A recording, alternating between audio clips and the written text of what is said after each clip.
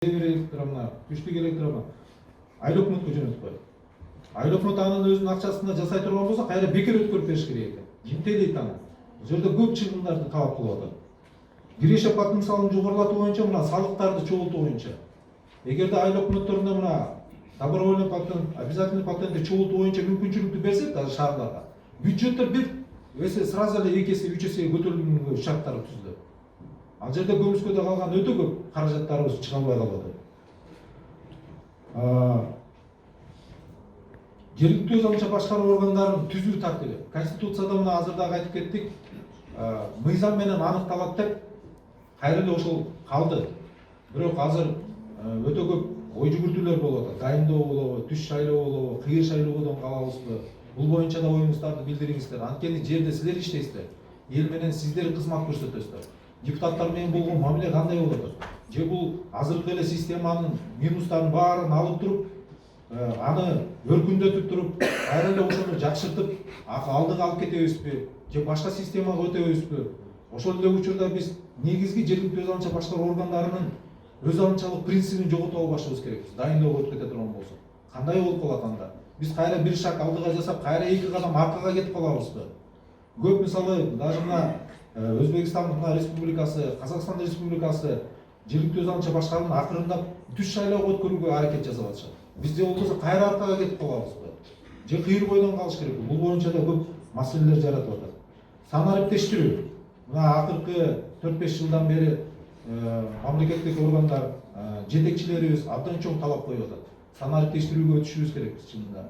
Баардык жарандарыбыз үйүнөн эле ала тургандай кылып, ошо көп маселелерди бүт электронго өткөрүп ала турган болсок, баарыбыз азыр кыйынчылыктар болуп атат. Бирок кийин анын кесипеде көп жакшылыктарга алып келет да.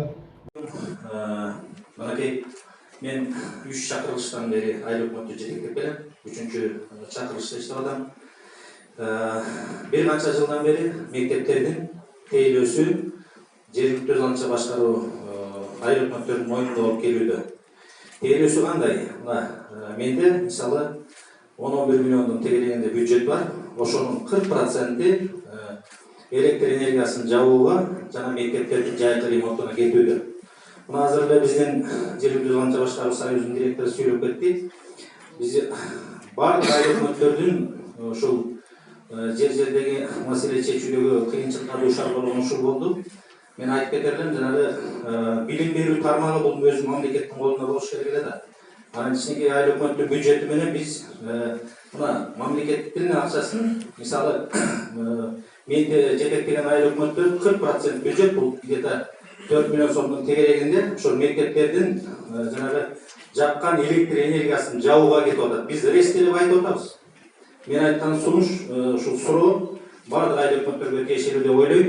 Андыктан ошол конституцияда белгиленгендей билим берүү функциясы мамлекетте болгон болсо, мамлекет эми кандай болгон күндө дагы ушул маселени өзүнүн колуна алса, мен экинчи сунушумду айтар элем. Ошол жана электр энергиясына кетип аткан каражатты, мисалы 4 миллион сом кетип аткан болсо, биздин айлык өкмөттөр 4 миллион сомго 1 километр ысып асфальтты басып койсо болот экен. Же болбосо ошол учурда бир садиктин курулушун тең жагын бүтүп койсо болот экен. Же болбосо ошол айда кайнап аткан адамдардын күтүп аткан жанагы социалдык маселелерин чечип койсо болот экен. Эми көп. Ошон үчүн менин сунушум, суроом да ушул. Анан экинчи суроом айлык өкмөт менен РСтин ортосундагы мамилени так ажыратуу болуп турат. Мына азыр Бектур Орозбаевич айтып кетти. Бул мыйзамда кызыктай жазылыптыр да. Жергиликтүү өз алынча башкаруу органы биздин моюнга тагылган 23 функция турат. Конкреттүү жазылган, бирок азыр трансформаторду кеп кылсаң, даже керек болсо 1 метр зымды кеп кылсаң, РС айтат бар. Өзүңдүн маселеңди өзүң жеринде чечип алды. Анда эмне үчүн ошол биз тейлеп аткан ушул айылдагы карапайым жарандар ошол РСке акча төлөп келатат. Ал каражаттарды башкаруу анда каяка кетип жатат? Экинчи суроо. Үчүнчү суроо анда мына жакында биздин дагы мөөнөтүбүз бүтүп баратат. Бүт айлык өкмөттөрдүн мөөнөтү бүтүп баратат. Бул баардыгыбызга маалым. 11 апрелде жергиликтүү кеңешке шайлоо болгондон кийин менин билишимче эгерде бизди кайрадан жергиликтүү кеңештин депутаттары шайласа, анда календардын 14 күндүн ичинде кайрадан биз тиги жергиликтүү кеңештин депутаттардын колуна барышыбыз керек шайланыш үчүн, же болбосо тике шайлоо болсо элдин колуна, назначение болсо акимдин колуна барышыбыз керек.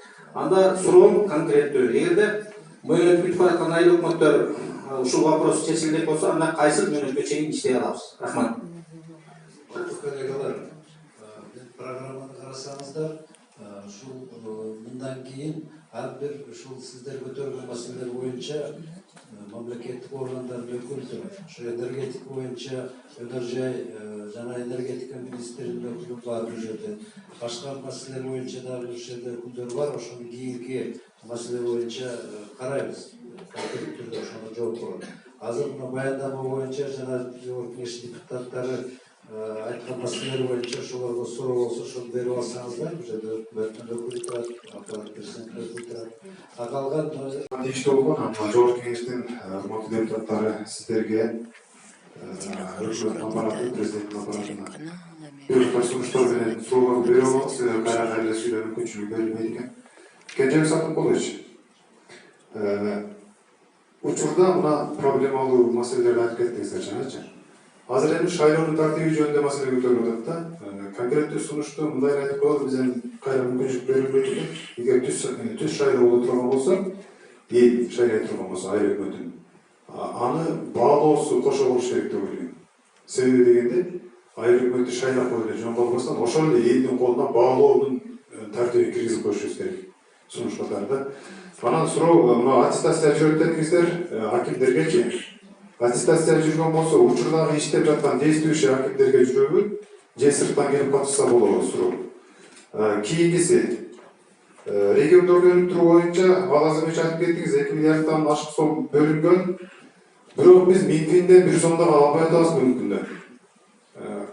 Даже күч келгенде истин грантты дагы алыш өтө проблема.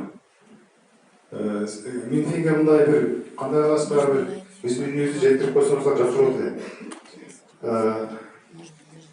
Негизинен ушул суроолор. Рахмат. жооптук дөстөр берип алсыңдар. Берип алыңыздар. Саламатсыздар, бүгүнкү жыйын катышуучулары. Мен дагы мындай эки маселени айткым келди. Урматтуу, мен Лейлегиронун Маркул айыл өкмөтүнүн башчысы Баят Медербек. Мына бул Кенжебек Сатымкулович шайлоо боюнча айтып кеттиңиздер. Анан негизи ошол сиздин айткан оюңузга мен көпчүлүк эле айыл өкмөтүнүн сунуштарын уктум эле толук кошулат элек да. Түз шайлоого баруу деген.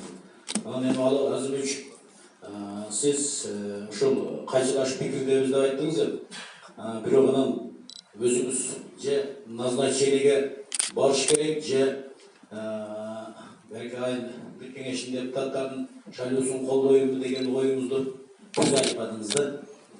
Себеби эгерде бул назначение болуп калса, мен просто бул сунушум эле. Бул жерде Лейлек районунда көпчүлүк айыл өкмөттөрдү жакшы билесиздер, тажик мамлекети менен чектешип турат да. Бул назначениеде бул границаны билбейби, не знаю, ушундай адамдарды алып барып турган жерге коюп коюшу мүмкүн да. Ошондуктан бул түз шайлоого барган эң туура деп эсептейм. Мен бул жеке сунушум. Экинчи маселе, ушул кичине күтсөм айтылбагандай, сиздерге азыр ошол маселени карап атканыңыздарда, ушул маселени дагы карайсыздарбы деген ойлогом. Бул тендер маселеси боюнча да. Бул тендерди көйгөй менин оюмча бүт эле айыл өкмөттөрдү Кыргызстан боюнча эле маселе жаратып келет да. Ушуга менин сунушум бир пороговый сумманы койсоңуздар болбойбу. Мен бир эле мисалды азыр айтып коеюн. Мына эртең 8 март келатат. Айыл өкмөттүн деңгээлинде аялдарыбызга, кыздарыбызга бир майрамдык кече уюштуруп берейин десең, тендерге кой дейт. Аны тендерге койсоң, ысык көлдө утуп алып атат былтыркысында. Менин Лейлегиме барып ысык көлдө майрам өткөрүп бербейт да. ушундай бир единственный малейший бир проблемасы менен айттым мен. Шуну бир хотя бы 500 000 сомго чейинки бир мындай бир паровой сумма болсо деп ойлойм да. Бул бир эле майрамда айттым. 100 000ге бүтө турган жумуш 150 000, 200 000ге бүтүп жатат.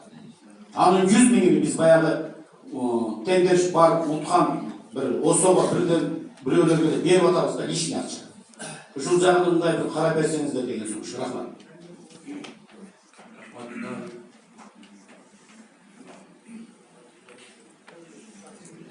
Саламатсыздарбы, урматтуу жыйын катышуучулары. Мен Каракылжа району Кашкажол айылдык кеңешинин төрагасы Оморов Туратбек Шабданович. Урматтуу бүгүнкү жыйындын катышуучулары. Мына эң жакшы болду, мен ушул бардык Кыргызстандагы айыл өкмөт, айылдык кеңештердин бир эле ыйын айтам. Биздин ушу отурганыбыздан жыйынтык чыгабы? Мына мен силерге ушундай ачуу жерден баштайм. Жок чыкпайм. Себеби 2018 жылы Алазымович билесиз, диалог уюштурган экс-президент баарыбызга чыкканбыз. Баарыбыз ушинтип тоскоолдуктарды эмне тоскоолдук болот, эмнеге чечилбейт дегенди трансформация маселеси менен чыкканбыз. Мына ошол залдагы сезим азыр карап отурам. Азыр баары жок бул жерде. Аз чакырылып отурат. Чындыкты дайым айтышыбыз керек. Баары бүт өттү. Кайсы айыл өкмөт башчысы трансформация боюнча маселени кое алат? Кое албайт. Коркот айыл өкмөт башчысы айта албайт. Мына көрдүңөрбү? Мен примерге айтам. Мен ушу аймактарды өнүктүрүү боюнча Кашкажол айыл өкмөтүндө 25 гектар жерди кирпичный заводго инвестор тапканбыз. 18 жылы документ тапшырганмын. Мына кече жообун алдым. Кайра өзүнө кайтарылды. Премьер-министрдин кабыл алуусунда болгом. Мен жыл сайын ушул маселе боюнча Кенжебек Сатымкулович, Нурбек Алимбеков дегенге да жазгам. Мына кайрылгам, аппарат, талапкер президент барганда берген колуна кагазды жанына жан жөкөрлөрүнө. Мында чындыкты карагыла. Элди бекер эле ал жерде айтабыз. Мына диалог деп баштадык эле мурун биз. Бүгүн мына айыл өкмөт турат. Эң туура чындыкты билели туугандар. Тоскоолдук кай жерде жатат? Айтышыбыз керек. Баарын ушу көйгөй бар. Анан биз кайсы маселени чечебиз? Шуну эске алсаңыздар. 4 жылда bir маселе чечилбегенден кийин эмне деген иш, эмне деген мамлекет, эмне деген өнүктүрүүнү сиз менен биз тегерек столдо турабыз. Ушул менин айтарым. Экинчиден, арыз заттануулар боюнча. Арыз заттанууларда азыр айылдарда кээ бир түшүнбөс иштер менен маселе гуманитардык жардам таратылган нерсени да Кен прокуратурада жазат. Ана күнүгө текшерүү. Өкмөт иштебейт. Bizim aylık gelmiş ошол жерде билген адам катары айылдарды чогулуштуруп көрөсүн, прокуратуранын өкүлү менен бирдик иш алып барасың, кайра жазат президентке, кайра катып барат. Бул маселеге биз туура акыйкаттык баа беришибиз керек. Бизде аталышыбыз жергиликтүү өзүн-өзү башкаруу, бирок бизде өзүбүз чече турган полномочия дагы жок. Кенжебек ушуну эске алсаңыздар. Рахмат. Кулдар Асанна.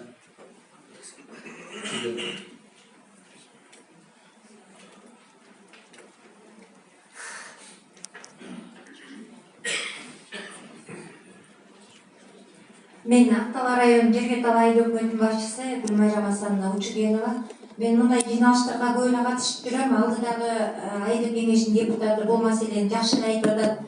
Айыл өкмөттөр өзүбүздүн көйгөйүбүздү айтып, ыйлап эле келатабыз, негизи жыйынтык чыкпайт эле. Өзгөчө каражат маселесинде. Мен азыр бул жерде бир маселени айтайын дедим эле. Азыр башкаруу схемасын оптимизациялоо деп чоң маселе көтөрүлүп атат. Министерстволор бири-бирине коюлушуп кетти. Анан ошол министрликтердин көбүнүн милдетин айыл өкмөттөрү мыйзамсыз эле, нелегал эле аткарып жүрчүбүз. Ошол эле биздин адистер, ошол министрликтердин аткарып аткан милдеттерин биздин адистер штаттык тартипте аткарып атчу. Мисалы үчүн, менде айыл өкмөтүндө 11 штат болсо, ошол 11 штаттын 6-оосу ушул министрликтердин милдетин аткарат экен да. Мисалы үчүн катчы, бул жооптук катчы бизде аппарат жетекчисинин милдетин аткарат. Андан сырткары айыл кеңештин катчысынын милдетин аткарат, нотариустун чарга кетип, Росрегистр жүргүзүп аткан иштерин, архивдин ишин аткарат. Азыр пробация менен бузуу кодексинде ошол катчылардын мойнуна ийип атабыз, айдабыз жок, анткени юрист деген штатыбыз жок да. Анан социалдык кызматкер, бул жанагы социалдык коргоо министрлигинин ишин аткарып атат биздеги социалдык кызматкер. Андан сырткары бизге инвестиция тартуучу айдис жок, ушул айдиске жүктөп койгонбуз. Биздин айдистер бир эле айдис 2-ден 3 милдетти аткарып иштеп атат. Бизде дотацияда айыл өкмөттөр штаттарды ачкан уруксат жок үчүн. Мисалы салык кызматкери киреше чогултуучу жана социалдык фонддун төлөмдөрүн, салыктарды, аренда акылардын баарын ушул чогултат. Анан жанагы бизде делегирование полномочийге кире тургандарды санап атам да. Бул жерде 2 бус айдиси бар. Менде анткени 300 солдаттан ашкандан кийин, аскерге милдеттүүлөр ашкандан кийин 2-чи бус айдиси да ачылат. Бирөөсү иш кагаздарынын делопроизводительдеринин милдетин кошо аткарат, экинчиси МЧС айдистин милдетин кошо аткарат да. Анан менде жер айдисим бар эле, жанагы статистика комитетинен делегирование полномочий өткөндүгүнө байланыштуу кошумча штат ачылганга тыюу салынган. Ошол эле жер айдиске статистик кошо жүктөп койдук. Анан мунун бир жакшы жери болду, бизге 320 000 сом акча ушу статистика комитетинен ыйгарым укуктардын средства передаваемый деген статья менен келип түшүп атат. Биз ушинтип отуруп, ар кимдин милдетин аткарып отуруп, биздин зарплатага төлөнгөн жергиликтүү бюджеттеги айлык акынын көлөмү 60% түзүп атат. Андан сырткары китепкана, клубдар бул маданият министрлигине карайт. Биздин өкмөттүн 451-токтом менен бекитилген жана штаттык структурада бул жок. Ошого карабай бул айылдык клубдар, китепканалар силердин элди тейлеп атат деп биздин бюджеттен төлөнүп атат. Бул биздин 8,5% бюджетти түзөт. Бул мынандай карасак, жанагы Кыргыз Республикасына мамлекеттик кызмат көрсөтүү реестри деген бар да. Ошол жерде ар бир министрликтин, акимчиликтин, губернатордун ар бирибиздин аткара турган милдетибиз так жазылган. Бирок ошого карабай эле ушул кезге чейин эмне үчүн башаламандыкка жол берилет мен түшүнбөйм да. Анткени биз айыл өкмөттөр өз милдетибизге кирбеген нерселерди элге тейлөөгө зарыл болуп атат деген повод менен ушул кезге чейин иштеп келатабыз. Булардын артында жоопкерчилик бар да. Анан мен ошону айтат элем, ушу оптимизациянын шартында ушул нерсени карап туруп, ыйгарым укуктарга берилүүчү каржылоону кошо бизге өткөрүп берсе, биз айыл өкмөттөр жоопкерчиликти да алабыз. Биздин адистерибиз жеринен тейлей берет ушулардын филиалындай болуп. Анан бул министрликтер эл менен тыгыз иштешкенде дагы жакшы болот. Анан менимче ушунун баардыгы госоргандар өздөрүнүн сокращение болуусунан коркуп ошол милдеттерин бизге расмий өткөрүп бербей жатат да. Анан Ал Азимович, Кенжебек Сатымкулович, сиздер баягы мыйзам чыгаруу органда иштеп атасыздар, жана республикалык бюджеттерди карап атканда дагы ушул нерселерди эске алып койсоңуздар жакшы болот эле да. Анткени бул жерде бир органдан экинчи бир органга каражатты өткөрүп берүү жөнүндө сөз болуп атат. Биз ошону ала албай эле келатабыз. Эгерде Мостат комитетке ол өткөрүп берсе, биз мынау 6 кызматкер үчүн да ыйгарым укуктан акча түшүрүп алып, анан жоопкерчилигин да кошо алып туруп жашынакай аткарып бермекпиз. Азыр мен көбүнчөсү корком, анткени бул жерде милдеттерди биз аткарган менен, бул жерде превышение должностных полномочий деген статья бар да мыйзамда. Биз өзүбүздүн милдетибизге кирбеген нерселерди аткарып, туура эмес жасап алсак, ага биз жооп беришибиз керек болот. Экинчи дагы бир маселе жана арызчылар маселеси. Мисалы үчүн өзгөчө пандемиянын шартында айыл өкмөттөргө аябай кыйынчылык болуп кетти, мэрияларга жана гуманитардык жардамдарды таратуу боюнча. Андан сырткары айыл өкмөттөргө маселесин чечүү боюнча жер сурап, үй сурап баргандай адамдар келет. Анан биз колубузда жок үчүн отказ кылып койсок деле обиженный, оскорбленный болуп ушулар деле арыз жасай берет, уюшуп алыпчы. Анан жанагындай болуп бир арызын президентке, бирөөнү прокуратура, бирөөнү ген прокуратура, бирөөнү сотко жөнөтө берет, анан бизди эрмектөөлөр башталат да. Анан көпчүлүк аныкталбай эле калып калат дагы, ошол арызчылар жазасыз эле калып калат.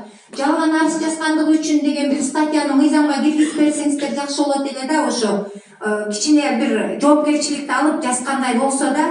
Эми совсем арыз жазба деп айта албайбыз, биз деле пендебиз да. Кемчиликтер кетиши мүмкүн, баягы биз менен оппонент, конкурент болуп шайлоолордо өтпөй калган өкмөттөр атайын уюштурушу мүмкүн, мурдакы жетекчилик ар кандай шарттар, кырдаалдар болуп кетиши мүмкүн. Мүмкүн чын эле текшерүүгө муктаж болушубуз мүмкүн, кемчиликтерди кетирип. Бирок ошон үчүн мен айтат элем, ошо арыз жазгандарга дагы жалган жазганлык үчүн бир жоопкерчиликти да карап койсоңуздар, мүмкүн арызчылар азаят беле. Рахмат. Рахмат Гүлнар. Урматтуу коллегалар, суроолор кайталанып баратат. Бөлüm başçısı, Hormatlı Президиум, Kenjebek Satımkuluç, Alazimoviç, men kollegalarım böyle meselelerdi aytıp ketip, men alарга токтобойм. Kenjebek Satımkuluç сатқалы калган мезгилде дагы бир топ маселелер тегерегинде сүйлөштүк эле. Мен негизги бир 3-4 маселеге токтолоюн. Трансформация маселесин сиз абдан жакшы түшүнөсүз. Мен муну абдан кыскартып айтайын. Башка мамлекеттик органдар бүгүн эртең карайбыз же көзөмөлдөйбүз деп айтып убакытты утушу мүмкүн. Айыл өкмөттүн башчысы убакыт тута албайт. Себеби конкретный маселе бар. Кайсы күнү бул маселе чечилет депчи. Бир топ жарандарыбыз миграцияда жүрөт. Ошол тапкан акча каражаттарын ошол турак жай куруп алса жакшы болмок да. Ошол маселеге бир абдан көңүл буруп, ушул маселени чечпесек, акча каражатын кетирип, бардык кен пландарды даярдап койгонбуз. Ушул маселеге бир көңүл бурсаңыздар. Андан кийин стимгрант боюнча айткым келип атат да. Акчасы жетиштүү, айыл өкмөт стимгрант жазбайт. Себеби убактысын кетирип, айтысын убактысын кетиргизи жок. Кыскасы айтканда жыргаган айыл өкмөт жазбайт. Жыргабаган жазат да. Ошол жерде бир имаратка 3 миллион сом акча каражаты каралат. Же болбосо бир проектиге. Ушудан тиги тендерге койгондо, тиги үнөмдөлгөн сумма стимгранттан кыскартылат да, айыл өкмөттөн кыскартылбайт. Айыл өкмөт өзүлүк салым үчүн акча каражатын бардык толук төлөп берет. Ушул сумманы көтөрүүнү сунуштасаңыздар. Көтөрүшүбүз керек да бул сумманы. Анан ошол кыскарганда айыл өкмөттөн кыскарса ушул маселе жакшы болмок. Муну айтайын деген өзөгүм, дотациядагы айыл өкмөттөрдү бул маселеде абдан кыйналат өзүлүк салым койгондо. Ушунун артынан айтып өтөлүм. Мисалы үчүн 75-жылы курулган орто мектептин полу дуалы бүгүн краска кармагы менен сапаттуу кармайт, дуалы кармабайт. Анан ошол мектепти ремонттон чыгарып койгон кезибиз ушундай кыйынчылыктарга дуушар болобуз. Андан кийин эле ушул мектептердин жана бала бакчалардын электр энергиясынын акчасы ел 0,77 тыйындан төлөйт. Булар 277 тыйындан төлөйт. Булар мындай бир неме алып келбейт да. Эч кандай акча таба турган мекеме эмес. Ушул маселени карашыбыз керек да. Анан да рейсти айтып өтүп кетти. Рейс менен аябай чабышыбыз көп. Абдан көп чабышыбыз. Конституцияда жазылып турат. Элди мамлекет камсыз кылат деп жазылып турат да. Бүгүн тиги электорлор ал маселени мойнуна албайт. Андан кийин текшерүү боюнча мына токтолуп атат. Бул улам айтыла берсе айыл өкмөттөрдөн. Бул биздин ыйыбыз деп эсептеңиздер. Эгерде бир көпүрөнү салган болсок, тендерге чыгарсак, порталда турсак, ишти жыйынтыктагандан кийин эле жаза берет да. Кыскасы сени эрмектейт да. Анан кээде ачуум келгенде айтат кези. Барган органдарга. Кээ бир органдарда портал жөнүндө түшүнүк болбойт. Ошондо мен ушинтип айтам да, ушул тиги финансы министрлигинин алдындагы немеде сатып алуулар бөлүмүндө турат. Ошондо биз ката кетсек, туура эмес берген болсок, ошол жерден эле токтотот. Анан жумуштун сапатына көңүл бурса, тиги бардыгы ЭКТ инспекция тарабынан эң активдүү өткүзүп алгандан кийин бул кайра жаза берсе айыл өкмөттүн убактысын алат да. Анан бу жерде менен мурда көбүн айтып өтүп кетти. Эми мен бир нерсени сурангым келет да. Мен иштейинби, менен кийин башка киши иштейби? Бул маанилүү эмес. Кантип маанилүү эмес? Маселелердин чечилишинде маанилүүлүкчү. Мен бул маселенин бардыгы чечилсе, мен иштесем да чечилет, ал иштесем да чечилет деген маселеде сиздерден абдан суранычым. Мына экөөңүздөр абдан өз алдынча башкарууга күйүп пишип келесиздер. Мен сиздерге Кудайдан ден соолук сурайм, аманчылык сурайм. Жергиликтүү өз алдынча башкаруунун жумуштарын бир көзөмөлдөп, ордуна коюп, бүтө турганын бүтүрүп, бүтпөй турганын бүтүрбөй, ошол маселеге көңүл бурушуңуздарды сурайт элем. Рахмат. Рахмат. Дагы суроо барбы?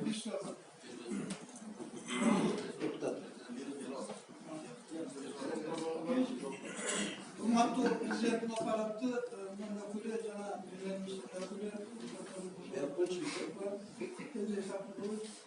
сиз абдан жакшы мамиле жасап Biрлешүү Бозокорон районунун айылдык кеңешинин депутаты төрагасы. Мындай баягы монитор шайлоо боюнча. Мына курулуу стол бүгүнкү күндүн максаты сенин менин пикирим, көз карашым эртеңки шайлоо болуп калыптыр да. Эртеңки шайлоого монитордук система кирбесе болбойт экен. Мына кыска мөөнөт болуп калыптыр. Ар бир партиянын лидерин эшиги такырдап берет. Айылдагы депутаттар, шаардык айылдын депутаттары. Мен кирет элем, мен турдум деп. А мынау убакыт кыска 2 күн болду, бир нерсе өтүп экен. Ошо перечинен документ тапшыруу үчүн 27 ноябрь бар экен. Волну көрсөтүп берди ошол жерде. Биринчиден бул менеджерге обязательно керек. Анан мындай образование жок, шартына жараша окуяга диплом жок болгондордо да аялдар деле киргенге абдан ыңгайлуу жакшы жазылыптыр негизи. Обязательно менеджер система керек экен. Анан кадр системасына деп калган. Кадр системасы шаарда эмес, айылда. Мына өкмөттүн ичиндеги өкмөт болуп башчы болуп иштеп аткан айылдык кеңештин депутаттары ошо айылдан бар кадрлар бар да, ошону жетелеп бүгүнкү күнгө кызматка келсе жакшы болот. Качан бизде кадр жок, качан кадр мен деп төрөлбөйт. Айылдан азыркы күндө иштеп келген айыл өкмөттөгүлөр, айылдык кеңештин депутаттары ушу келгендердин ичинен ишти астыга жылдырган айыл өкмөттүн таза инсандар бар. Ошоларды трансформациядан чыкпаган жерлерде кайракы жерден таш дуу жерден суу чыкпаган жерлерди элге берсе болот, кудук кылып өздөшө болот. 512 деп коюп дегенсиң, басоолду деп коюп, эки кашылтап коюп ошол жерден ошо элдердин арасында болот, көйгөйлүү маселе. Мына бүгүнкү күндө президенттин аппарат өкүлү менен премьердин өкүлүнө кайрылат элем мен. Бүгүнкү күндө 1 килограмм химикат жок. Айылдарда, райондордо. Эртеге жазы тала башталат, эмне менен камсыздык жерде эмне менен обработкалат. Ошолорду бүгүнкү күндө мына медицинада калсак, мисалы үчүн лабораторияда болот, бак лабораторияда коюп келип жарым айылдагы жарым калгындын лабораториясына акчасы кетет экен. Бир анализ тапшырыш үчүн. Ошого көзөмөлдөр жок. Сиздерден сураңыз. Ошол урматтуу президенттин аппаратынын өкүлү, премьер-министрдин өкүлү.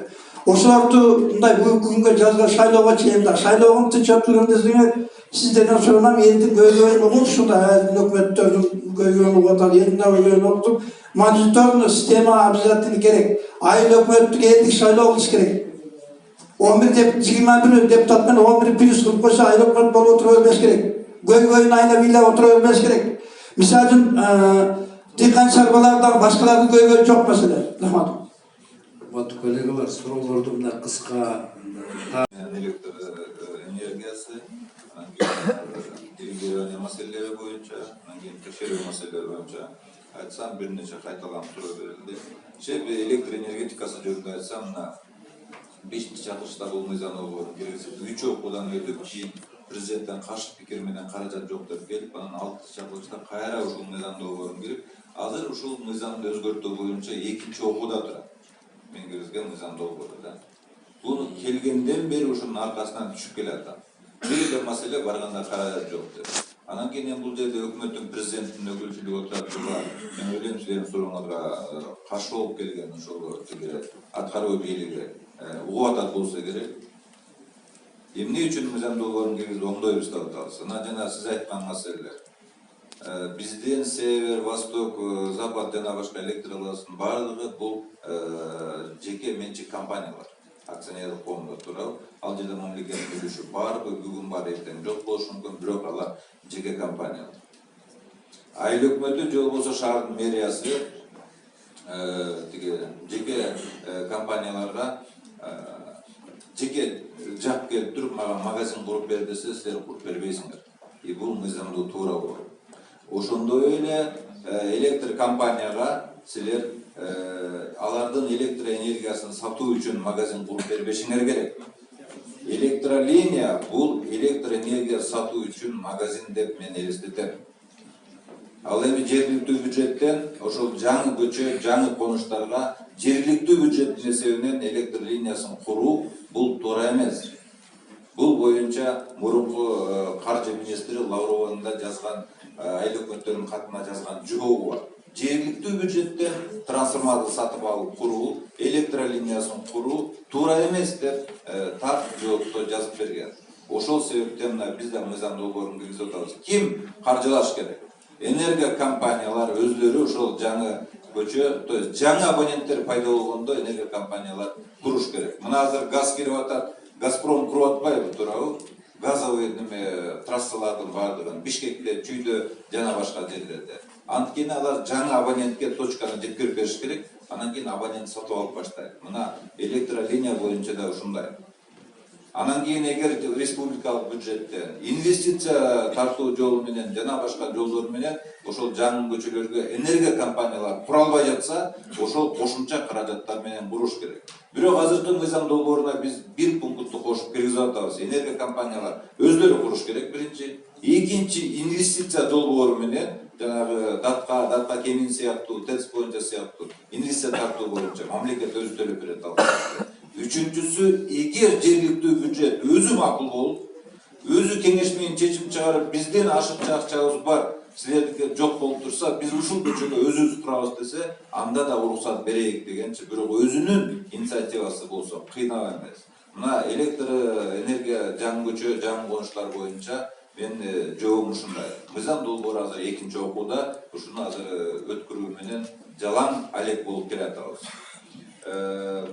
Бала бакча мектептер боюнча билим берүүдөгү электр энергияны, жылуулукту, көмүр сатып алуу, тамактануу, ремонт жана башка ушундай каржылоону тоже ишенип тургула 10 жылдан бери ушул маселени көтөрүп келатабыз. Билим айлык майнасын билесиңер, районаларга которуп бергенбиз биринчи этапта. Экинчи этапта ушул калган каржылоону билим берүү министрлиги өзү төлөй турган которуу боюнча. Мына азыр бир жылда Кыргыз өкмөтү ушул маселени толук республикалык каржылоого которуп алабыз деп убадасын берип келатат жогорку кеңеште. Кудай кааласа бир жылда толук которуп алыш керек. Демек, айта турган жооп, билим берүү мекемелеринин, мектеп менен бала бакчалардын каржылоосу толук республикалык бюджеттен каржыланыш керек. Эмнеге дегенде, Конституциядан баштап мыйзамдарда билим берүү бул мамлекеттин милдети деп турат. Демек, бул жергиликтүү маанидеги маселелерге кирбей, демек силер жергиликтүү бюджеттен билим берүүнү каржылабашыңар керек деген сөз бул тыянат. Бул Конституциянын багыты болуп турат.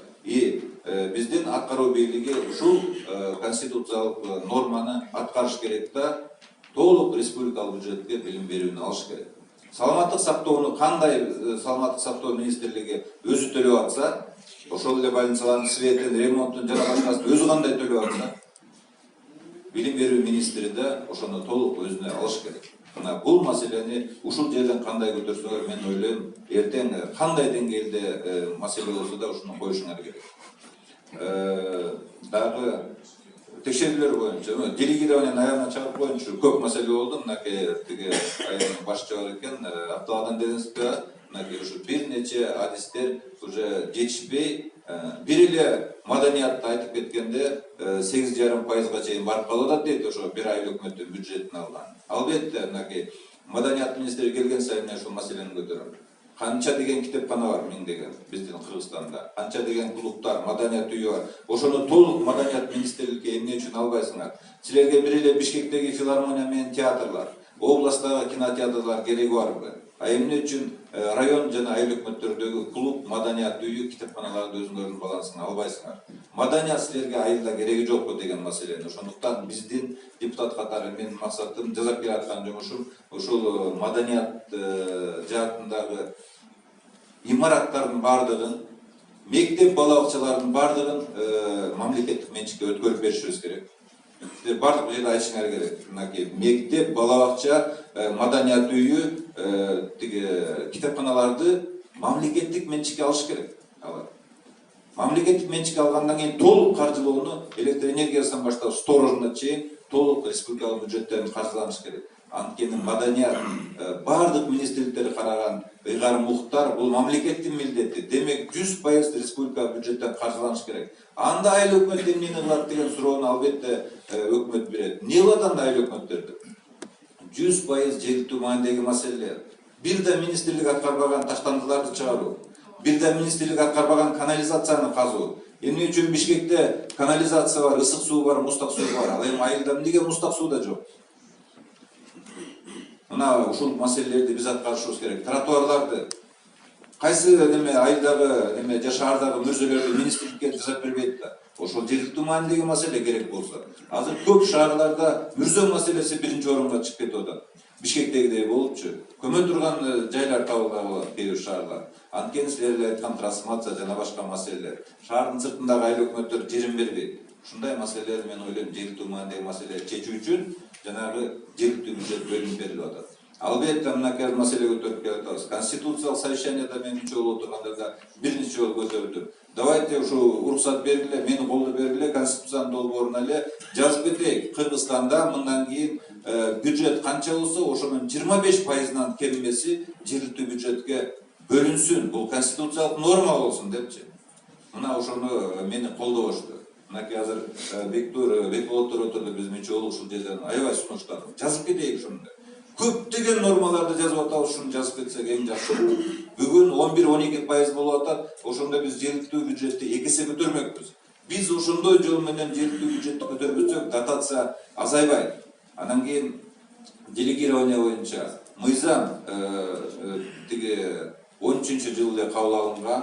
Биздин кыргыз өкмөтү бул мыйзамдын аткарбай келатат. Ошондуктан жанагы каржылоо, ошол эле жер адис, соц адис, 2 вуз, 2 салык кызматы, жооптуу катчы, жана башка министрликтердин статист, экономист статист, ушул кызматкерлердин айлыгы, алардын соц фонду, алардын командировочный жана башка маселелердин бардыгы жылына бир транш менен которулуп берип туруш керек.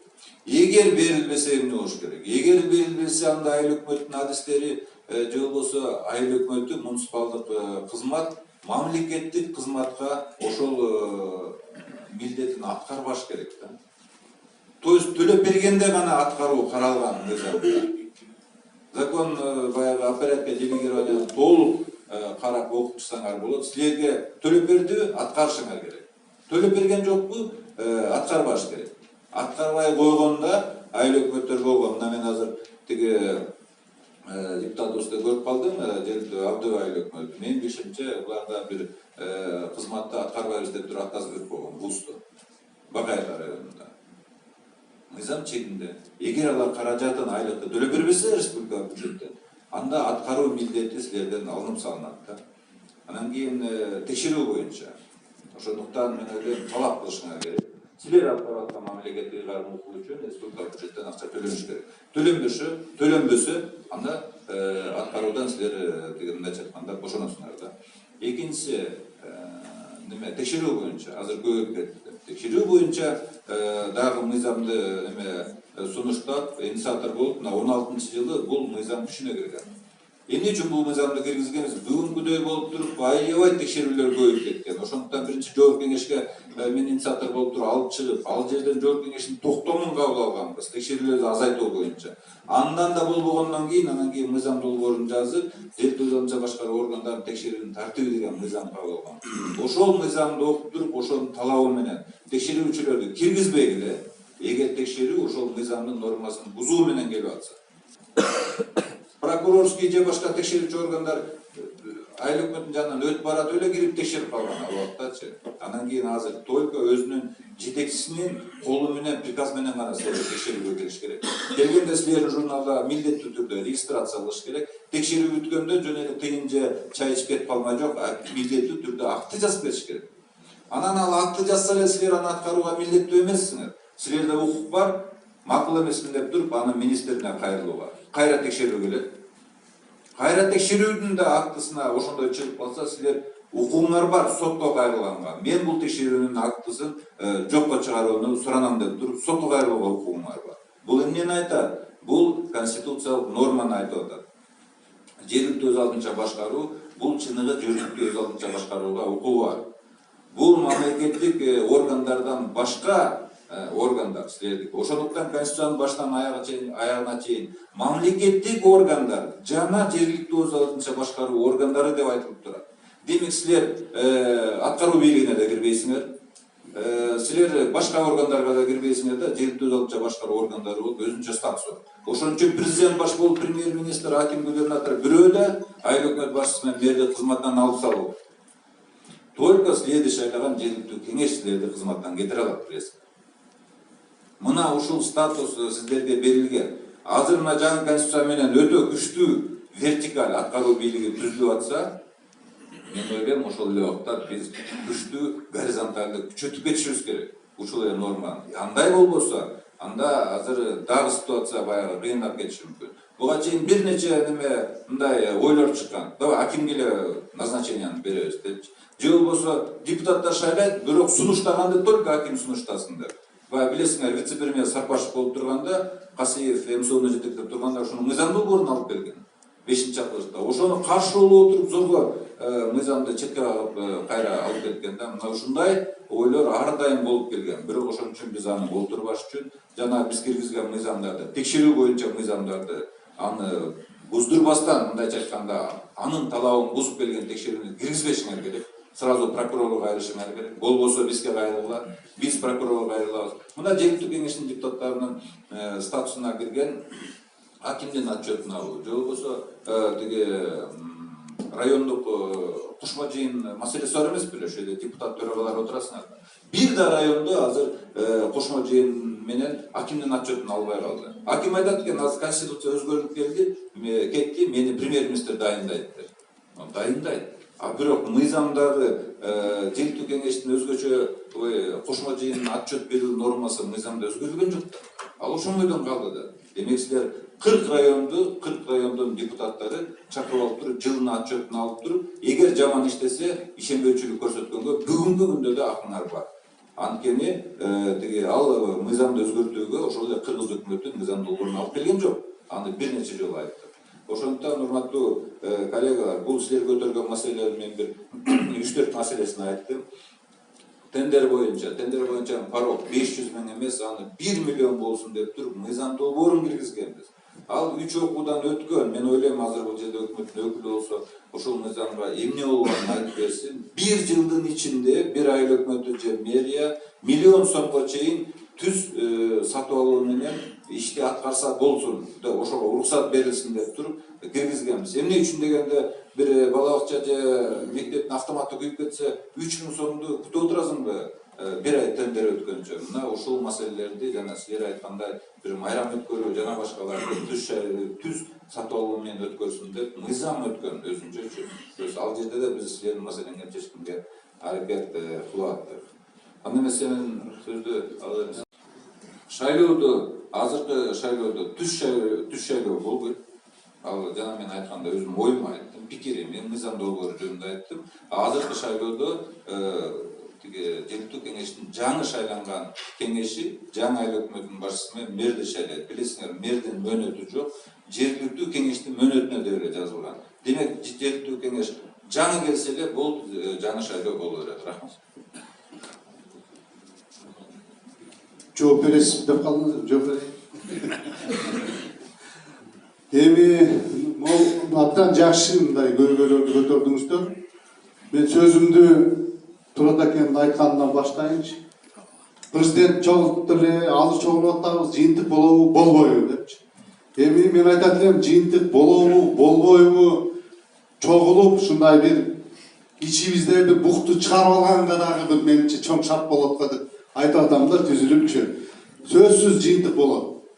100% баарын эртең аткарып беребиз, минтип беребиз деп өзүңүз чогулуп отурган президент да чече албаган маселени азыр берди эле биз эртең чечебиз дегенден алыспыз.